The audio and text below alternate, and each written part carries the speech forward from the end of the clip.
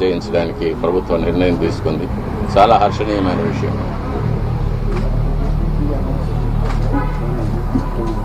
ఈ విషయంలో ముఖ్యమంత్రి గారికి విన్నపం, స్వామివారి మీద విశేషమైన భక్తి ఉన్నవారికి, ఆగమ శాస్త్రం మీద, మన సాంప్రదాయాల మీద గౌరవం ఉన్నవారికి తిరుమలలో సేవ చేయడానికి అవకాశం కల్పించవలసిందిగా కోరుతున్నాను. ఆచార పరమో ధర్మ,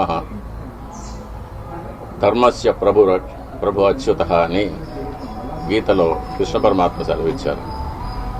వైఖాన సాగమోక్తంగా జరిగే దేవాలయాలు ఎన్ని ఉన్నా కూడా ప్రతి దేవాలయానికి కొన్ని నిర్దిష్టమైన ఆచార వ్యవహారాలు ఉంటాయి.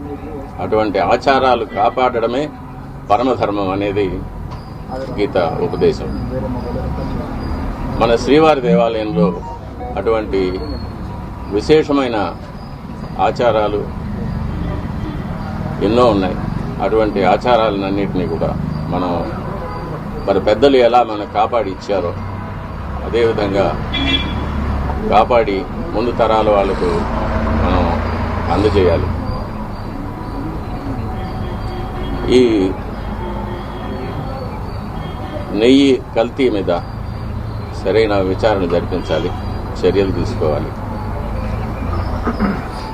ఇటువంటి విషయాలు నేను అధికారుల దృష్టికి, చైర్మన్ దృష్టికి తీసుకెళ్లడం వల్ల నాకు వాళ్ళ వద్ద చెడ్డ పేరు వచ్చింది. అందువల్ల నన్ను చాలా హింసలు పెట్టారు. ఎన్నో చట్టవిరోధమైన ఎన్నో కేసులు నా మీద బనాయించి నన్ను కోర్టుల చుట్టూ తిప్పారు, ఇప్పుడు తిప్పుతున్నారు. వీటన్నిటినీ కూడా ముఖ్యమంత్రి గారు గమనించి సరిచేయవలసిందిగా కోరుతున్నాను.